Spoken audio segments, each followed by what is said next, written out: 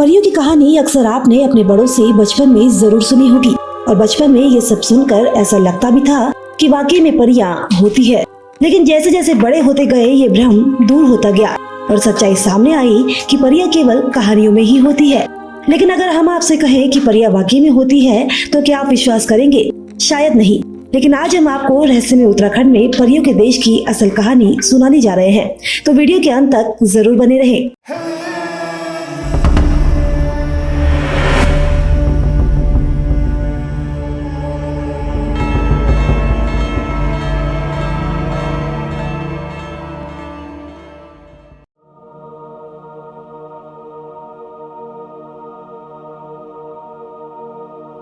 रहस्य से भरे उत्तराखंड यानी कि देवभूमि में एक ऐसा क्षेत्र मौजूद है जिसे परियों की भूमि या फिर परियों का देश कहा जाता है। मान्यता है कि यहाँ परियां सदियों से विचरण कर रही है।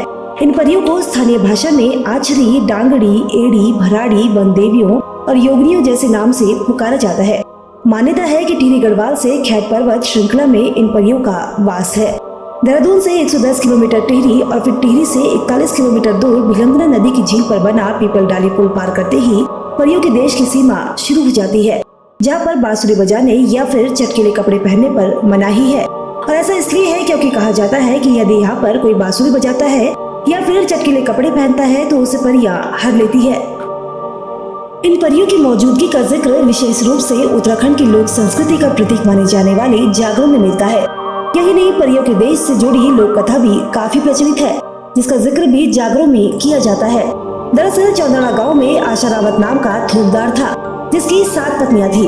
लेकिन 7 पत्नियां होने के बाद भी उसकी कोई संतान नहीं थी और इस बात से वह काफी परेशान था।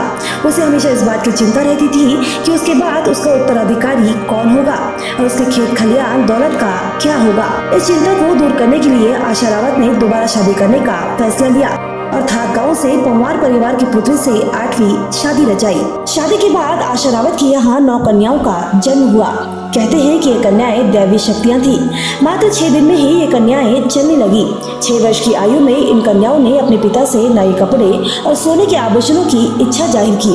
पिता ने उन सभी को नए कपड़े और आभूषण दिए। बचपन से सभी 9 कन्याएं बेहद खूबसूरत थी। जब ये 12 साल की हुई तो उनका यौवन खिलने लगा था। उसी दौरान गाँव में धार्मिक आयोजन, जिसे स्थानीय भाषा में मंडान कहा जाता है, उसका आयोजन हुआ, जिसमें सभी 9 बहनें सज धज कर चली गई। और मंडान में जैसे ही जागरों की गूंज शुरू हुई तो सभी बहनें नाचने लगी। सुबह से शाम हो गई लेकिन 9 बहनें मंडान में नाचती रही। और जब शाम को घर जाने का समय हुआ तो उन्होंने अपने घर की ओर देखा, जहां उन्हें अंधेरा नजर आया और खैट पर्वत की ओर उजाला। उजाले को देख सभी बहनें खैट पर्वत की ओर चलने लगी। इसी बीच उन्हें अपना मामा को थाक गांव नजर आया तो वहाँ भी अंधेरा था और खैट पर्वत रंग बिरंगे फूल खिलने से चमक रहा था। वे अपने मामाकोट से आगे चलते हुए खैट पर्वत पहुँच गयी।